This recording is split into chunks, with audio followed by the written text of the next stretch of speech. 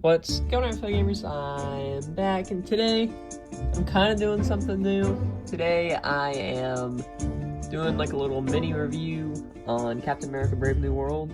I would like to say that there will be spoilers kind of discussed in this movie, so if you don't want it spoiled, click off, leave, scram, be gone. I don't want you here. Now, am I wondering, why am I doing this? This movie came out like a month ago. That's because I have seen a lot of unnecessary hate for this movie, and I just want to share my perspective on it, and it might make you give this movie a second try, at least.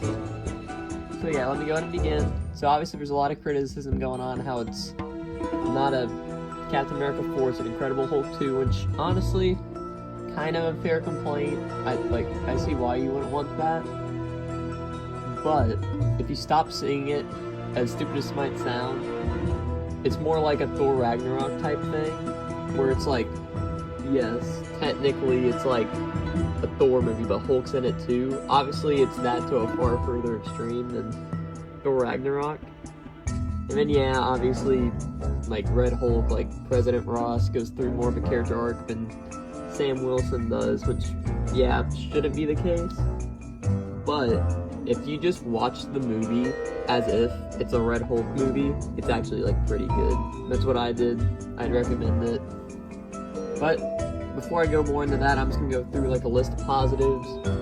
I feel like every actor did pretty good except for that one short lady. So sorry if you're watching the short lady, but I don't remember your name, which says a lot. And all she did was just waste screen time. So cut her out, and the rest of the movie's pretty good.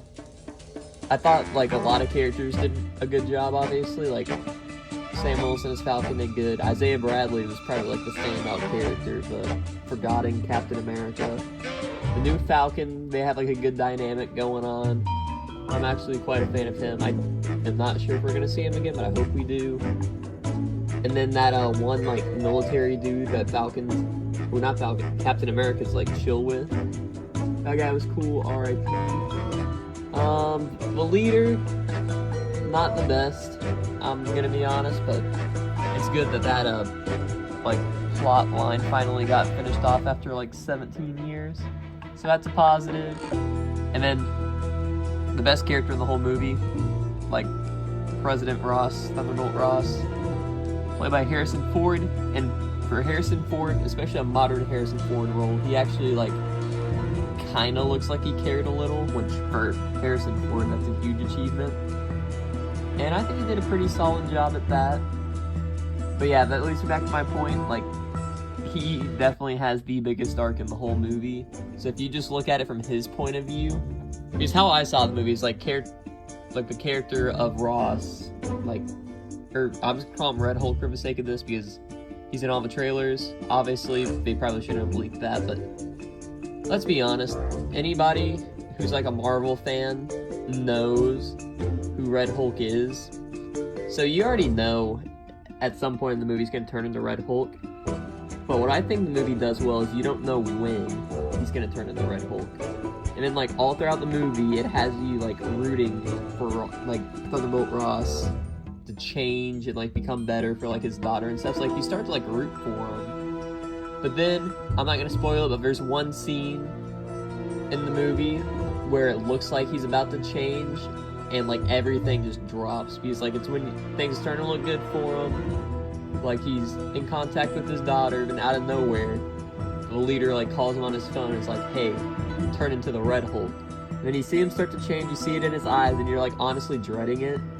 Because it's, like, at a moment where, like, America and I think Japan are in, like, a dogfight, and you know if Red Hulk gets involved, things are just gonna get worse. But it honestly does a pretty good job handling it.